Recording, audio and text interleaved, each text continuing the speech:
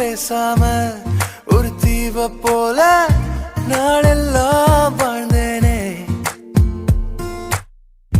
வேரோடு சேராத ஒரு பூவை நம்பி வீழ்ந்தேனே.